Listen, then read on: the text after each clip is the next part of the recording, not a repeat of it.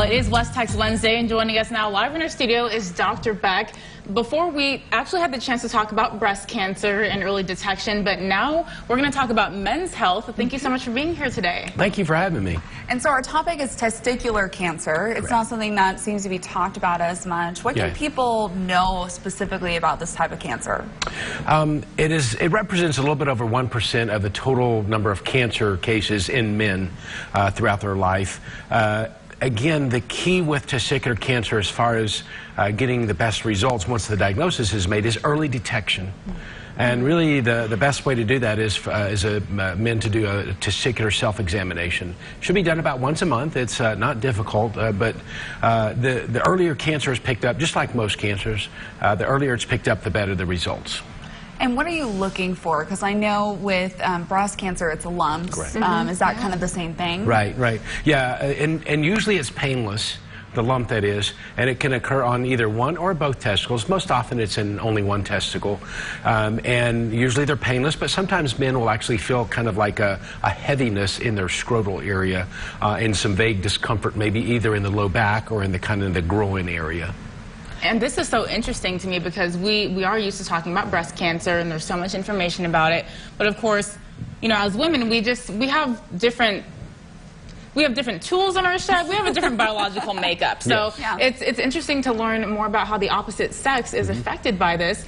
What happens if someone does end up being diagnosed with testicular cancer?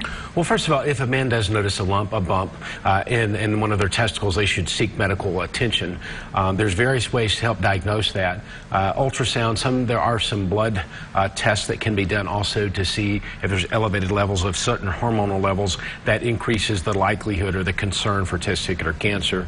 But ultrasound is one of the more common tests that we usually start with. Additional imaging studies can be done, such as a CAT scan, but usually the first test is an ultrasound. And so ages, when we're looking at, you know, what age could this potentially affect? How young should we be, you know, monitoring this? Yeah. Typically, it can occur in adolescence. The age range is typically from 15 to 40 years old. Average age is about 33 years. So it is more of a young person cancer. Wow. Yeah. And so what does treatment look like for something like this? Well, fortunately, the cure rates are very good for most testicular cancers. Again, the key being early detection. Typically, surgery is involved.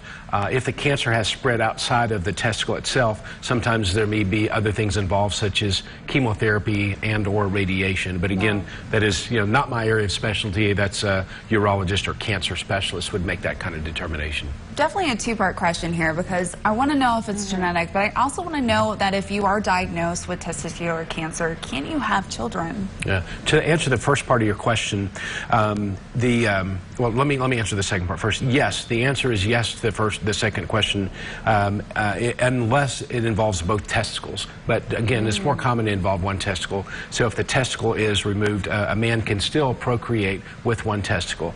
The second part of your question is there is a genetic linkage with testicular cancer. A man is more likely to get testicular cancer if a first-degree relative has had cancer, either, say, a brother or a father.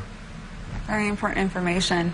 And for more information, though, if you want to reach out to Dr. Beck as well, or even details about how to actually do that self-examination, very important information there, you can reach out to WesTex. Absolutely. That was so good. I feel like we learned a lot more, especially as women. So thank you so much for sharing a lot of information. Yeah, men aren't usually quite as forthcoming.